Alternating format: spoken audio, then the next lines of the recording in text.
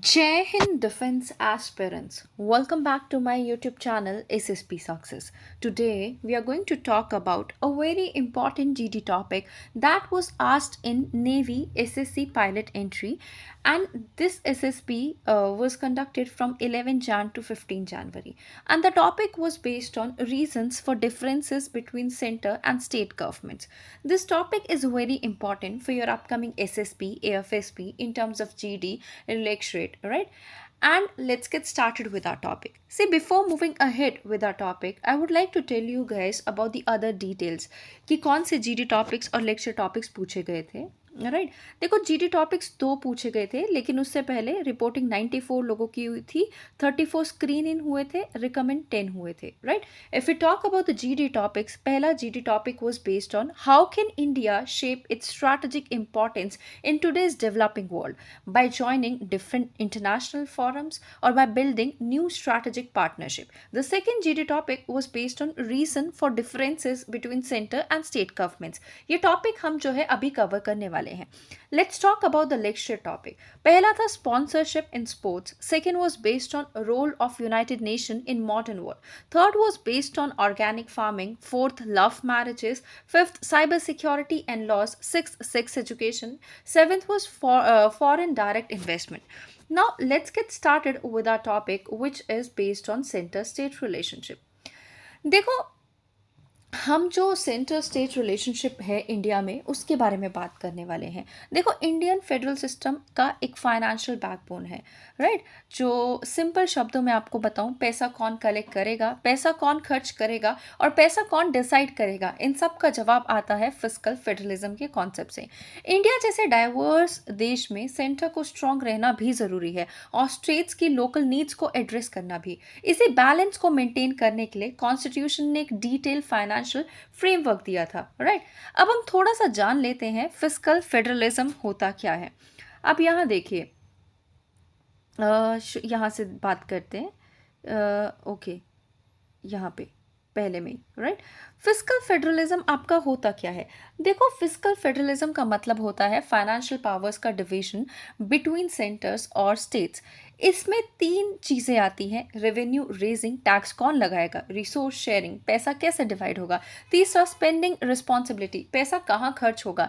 इसका direct impact हम सब पे पड़ता है। Roads, schools, hospitals, welfare scheme, सब कुछ फाइनेंस से ही चलता है, राइट। अब हम थोड़ा सा जान लेते हैं कॉन्स्टिट्यूशनल आर्किटेक्चर के बारे में, राइट, कि कैसे कॉन्स्टिट्यूशनल बेसिस है, क्या कॉन्स्टिट्यूशनल बेसिस है सेंटर एंड स्टेट के रिलेशन में। देखो, सेंटर स्टेट फाइनेंशियल रिलेशंस का कॉन्स्टिट्यूशनल बेस दिया गया है आर्टिकल 268 से लेके 293 के बीच में। यहाँ पे देखिए, राइट, जो पार्ट 12 में आता है। इंपॉर्टेंट आर्टिकल्स भी याद रखें, जैसे आर्टिकल 270 यूनियन टैक्सेस का distribution, article 275 grants in aid, article 280 finance commission और आर्टिकल 293 स्टेट बोरिंग पावर्स। मतलब कॉन्स्टिट्यूशन ने क्लियरली लिख दिया है कि कौन कितना पैसा लेगा और कैसे लेगा। अब हम थोड़ा सा बात कर लेते हैं 7th शेड्यूल की, which is related to taxing power. देखो, टैक्सिंग पावर्स की अगर यहाँ पे बात की जाए तो टैक्सेस का डिवीजन होता है 7th शेड्यूल के थ्रू, राइट।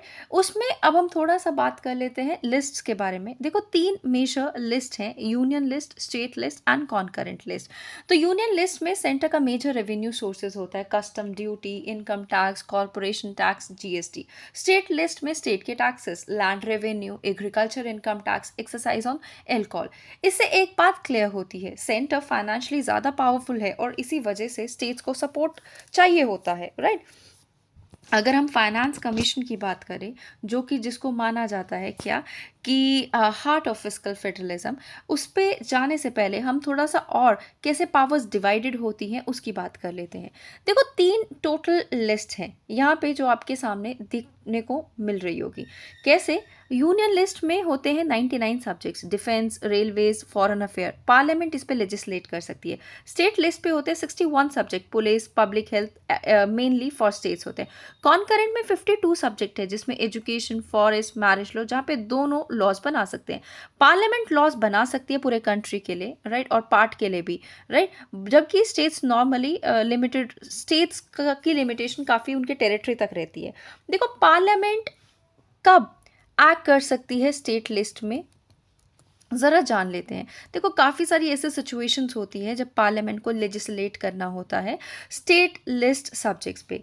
जैसे कि सबसे पहले आपको मैं बता दूं, यहाँ पे देखिए आप, राज्यसभा का रेजोल्यूशन जो आर्टिकल 249 के अंडर आता है, इसमें क्या होता है बेसिकली, इसमें होता है अगर राज्यसभा पास कर दे 2/3 मेजॉरिटी रेजोल्यूशन की सब्जेक्ट जो है वो नेशनल इंटरेस्ट का है, तो पार्लियामेंट टेम्परेली लॉ बना सकती है उस स्टेट सब्जेक्ट पे, right, which would be valid for a year, extend किया जा सकता है, राइट, फर्दर। सेकेंड है नेशनल इमरजेंसी जो आर्टिकल 250 के अंदर आता है, राइट। अगर हम इसकी बात करें तो आपका इस चीज़ में क्या देखने को मिलता है कि अगर कोई इमरजेंसी लग गई आर्टिकल 352 के तहत, तो पार्लियामेंट लेजिस्लेट कर सकती है स्टेट लिस्ट सब्जेक्ट्स पे। तीसरा, स्टेट कंसेंट आर्टिकल 252, अगर दो या दो से ज़्यादा स्टेट रेजोल्यूशन पास कर दे तब भी पार्लियामेंट क्या कर सकती है, लेजिस्लेट कर सकती है उन स्टेट के लिए, राइट। अब जान लेते हैं इंटरनेशनल ऑब्लिगेशन जो आर्टिकल 253 के अंडर आता है। पार्लियामेंट कोई भी लॉ इंप्लीमेंट कर सकती है इंटरनेशनल ट्रीटीज पे, even on the state matters. Next is presidential rule that comes under article 356। अगर कोई स्टेट प्रेसिडेंट रूल के अंडर है तो पार्लियामेंट अज्यूम करती है the authority of legislate for that state, right. अब आगे देख लेते हैं, यहाँ पे देखिए, अगर कोई कॉन्फ्लिक्ट हुआ या फिर कैसे भी देखा जाए कि कभी कभी क्या हो जाता है, कॉन्फ्लिक्ट देखने को मिलता है, तो उस कॉन्फ्लिक्ट को कैसे एड्रेस किया जाता है, यहाँ पे देखिए आप, राइट। कॉन्करेंट लिस्ट में क्लैशेस आर्टिकल 254, अगर पार्लियामेंट और स्टेट लेजिस्लेचर पास करती है लॉज कॉन्करेंट सब्जेक्ट पे, तो सेंट्रल का लॉ प्रिवेल करता है। If there is any of the inconsistency, तो स्टेट का लॉ वॉइड हो जाता है जहाँ पे कॉन्फ्लिक्ट होती है। एक्सेप्शन भी होता है स्टेट के लॉ पे, जब प्रेसिडेंट का असेंट हो तो वो जो है प्रिवेल हो सकता है उस स्टेट में, अनलेस पार्लियामेंट बाद में उस लॉ को ओवरराइड कर दे, right. Laws under in this thing national interest and emergencies, जो कि आपके आर्टिकल 249, 250, 251 के अंडर आता है। देखो नेशनल इंटरेस्ट या फिर इमरजेंसी सिनारियोस में पार्लियामेंट लॉ ऑलवेज प्रिवेल करता है over the conflict state legislature. Now let's talk about the residuary power. कोई भी सब्जेक्ट जो मेंशन नहीं है किसी भी लिस्ट में, उसको रेजिडुअरी सब्जेक्ट माना जाता है। जैसे डिजिटल करेंसीज और new age technology, it is automatically under parliament law making jurisdiction, जो कि किस में आता है, आर्टिकल 248 में। Centre control and presidential reservation, कुछ बिल पास किए जाते हैं स्टेट लेजिस्लेचर के द्वारा जिनको रिजर्व किया जाता है प्रेसिडेंट के कंसिडरेशन के लिए। प्रेसिडेंट अप्रूव कर सकता है, विद होल्ड कर सकता है और डायरेक्टली अमेंड भी कर सकता है। ये मैकेनिज्म एक बैलेंस चेक रखता है जिसमें इंश्योर होता है स्टेट लॉज जो है वो कॉन्ट्रडिक्ट ना करे नेशनल इंटरेस्ट के साथ। Next we have is a territorial reach. देखो एक्स्ट्रा टेरिटोरियल लॉज की बात करें, ओनली पार्लियामेंट जो है लॉज पास कर सकती है जो अप्लाई होते हैं इंडियन सिटीजन्स के ऊपर जो बाहर रहते हैं। State laws only apply within the states of the territory, right. Next देख लेते हैं doctrine of pith and substance. देखो जब कोई कंफ्यूजन होती है whether a law fits a union state और कॉन्करेंट लिस्ट सब्जेक्ट, राइट, तो कोर्ट यूज करती है doctrine of pith and substance कि अगर इंटेंट ट्रू है तो पिथ एंड सब्सटेंस मतलब वो लॉ फिट होगा लिस्ट में। इफ इट इज वैलिड तो वो इंसिडेंटली अफेक्ट करेगा दूसरे लिस्ट को। सेवरल सुप्रीम कोर्ट के केसेस जैसे state of Bombay versus FN Balsara, उन्होंने भी सेमेंट किया था इस अप्रोच को। लैंडमार्क जजमेंट्स की बात कर लेते हैं और इवॉल्विंग प्रैक्टिसेस की बात कर लेते हैं। देखो एक केस हुआ था Rajasthan versus union of India में, जिसमें था जो कि 1977 में हुआ था, राइट। और सुप्रीम कोर्ट ने क्लैरिफाई किया कि एक्सटेंट क्या है सेंटर की अथॉरिटी की कुछ एक्सेप्शनल सिचुएशन में जो कि अपहोल्ड करते हैं फेडरल बैलेंस। उसमें आर्टिकल 249 का यूज़ हुआ था, नेशनल इंटरेस्ट रेजोल्यूशन, जो बहुत रेयर है बट एक पावरफुल एग्जांपल है कि इंडिया की फेडरलिज्म कितनी ज़्यादा फ्लेक्सिबल है। आप अपने राइट साइड पे देख सकते हो कि पर्पल वाले जो हैं वो किस में आते हैं, सेंट्रल गवर्नमेंट में। जो ब्लू वाले में है वो स्टेट लिस्ट में। कॉन्करेंट लिस्ट वाले जो है आपको सेंटर में देखने को मिल रहे हैं, right? Now let's talk about the next thing which we have, center state administration and administrative relations. यहाँ पे देखिए आप, जैसे कि अगर हम बात करें एडमिनिस्ट्रेटिव रिलेशंस की, इंडिया का फेडरल स्ट्रक्चर इंश्योर करता है कि सेंटर और स्टेट के बीच में कोऑर्डिनेशन रहे। वो आता है आर्टिकल 256 से 263 के बीच में, that is part 11 of the constitution. Balancing state autonomy with national unity, इसमें डिवीजन ऑफ एग्जीक्यूटिव पावर्स की बात की गई है। सेंटर एक्सरसाइज करता है एग्जीक्यूटिव पावर्स को ओवर सब्जेक्ट जिसमें on which parliament legislate. State execute करता है लॉज ऑन स्टेट सब्जेक्ट जो कॉन्स्टिट्यूशनली बाउंड है कि वो इंप्लीमेंट होंगे यूनियन लॉज पे faithfully, right? That is article 256 and 257। Now let's talk about centre power to issue direction. Article 256, centre directly state को ensure करेगा कि उनको पार्लियामेंट्री लॉज के साथ क्या करना है, कंप्लायंस करना है। Article 257, centre can issue directions in matter of national interest, security and infrastructure. Article 258 and 58 allow किया जाता है mutual delegation of functions between centre and states. आपको इमरजेंसी प्रोविजन के बारे में मैंने पहले भी बताया कि 352 के अंडर आता है। सेंटर कंट्रोल ले लेता है स्टेट्स के ऊपर। प्रेसिडेंशियल रूल जो आपका 356 के अंदर आता है, sorry, national emergency 352, presidential rule 356। Then we have role of governor, right? If you talk about role of governor, देखो गवर्नर अपॉइंट किए जाते हैं प्रेसिडेंट के द्वारा as a constitutional link between centre and state. State public service commission members are appointed by the governor and they can be removed by the president, ensuring neutrality. We have all India services also, IAS, IPS, IFS, वो act करते हैं unifying administrative forces. Constitutional duty of center that comes under article 355 जो obligate करते हैं कि center protect करेंगे state को from external aggression and internal disturbances, right? Next we have centre state financial relation. देखो हमने जैसे कि ये बात किया कि फाइनेंस कमीशन जो है वो क्या है, वो हार्ट है फेडरलिज्म का, राइट? तो अभी कॉन्स्टिट्यूशनल आर्किटेक्चर आपको पता चल गया कि आर्टिकल 268 से 293 के बीच में आता है, राइट?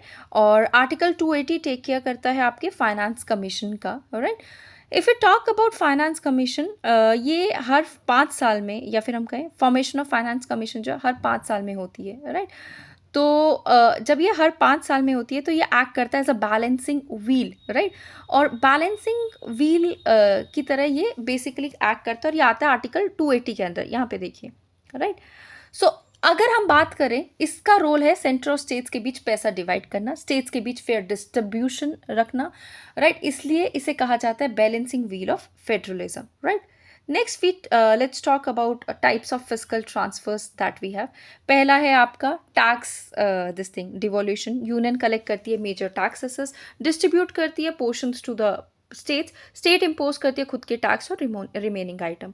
ग्रांट इन आती है आर्टिकल 275 के अंडर, जिसमें लार्जर पॉपुलेशन और weaker economies direct grant receive करती है, जैसे मनरेगा और आपकी प्रधानमंत्री स्कीम्स हैं।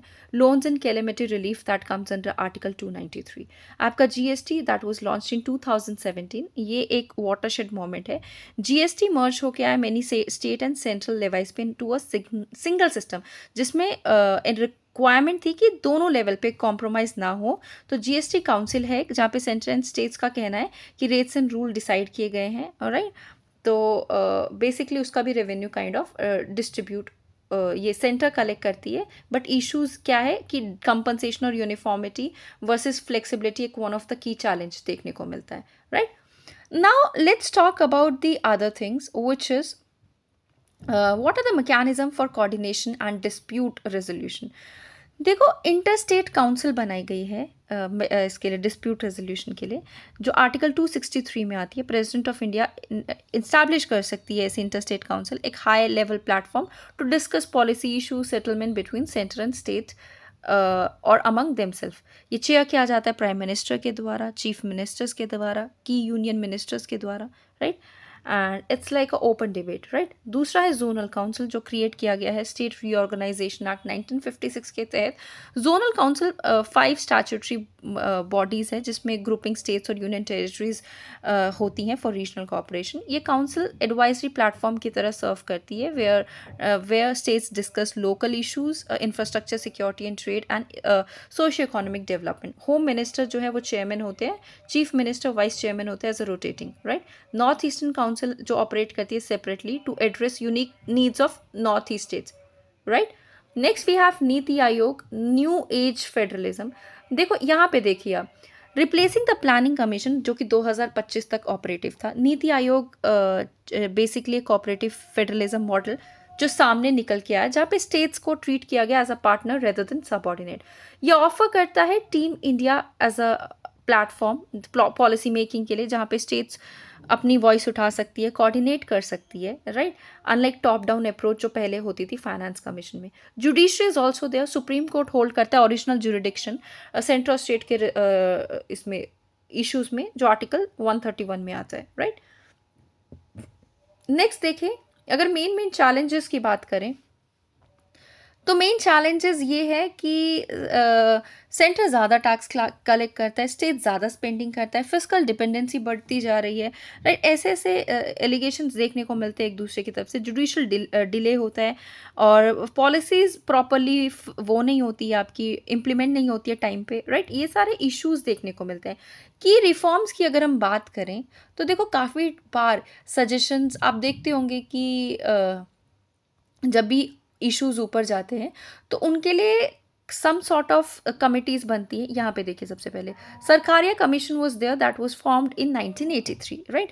तो इसमें क्या हुआ था, सरकारिया कमीशन ने हाईलाइट किया था the need to strengthen the institution, right. और जैसे कि all India institution of all India service, जिसमें सर्विसेज को एक्सपैंड किया जाए, मोर इफेक्टिव किया जाए। M Punchhi commission was there 2007 में, जिसमें उन्होंने बोला कि devolution of powers to local bodies को क्लियरली मेंशन करना पड़ेगा, सेल्फ इंस्टीट्यूशंस, गवर्निंग इंस्टीट्यूशंस के बारे में बताना पड़ेगा और टेन्योर इनका फिक्स करना पड़ेगा। नेक्स्ट था national commission review to working of the constitution 2000। इन्होंने भी लेजिस्लेटिव बॉडी को एस्टैब्लिश करने का रिकमेंडेशन दिया। Inter state trade and commerce commission that was under article 307 so that smooth हो सके inter state trade, right. Next is additional measures of strengthening centre state relation, जैसे finance commission को replace किया गया नीति आयोग से, जो कि बहुत अच्छा मूव था। फिजिकल फेडरलिज्म का रोल जो है distribution of resources in transparent and fair way, revisit करना 7th शेड्यूल को, स्टेट इनोवेशन में इंकरेजमेंट लाना और effectively power sharing was one other motto, right. So guys, that was all. I hope you like the video. If you like it, do like it, share it and subscribe our YouTube channel SSP Success. Your likes and comments motivate us to make more and more videos on time. Thank you everyone.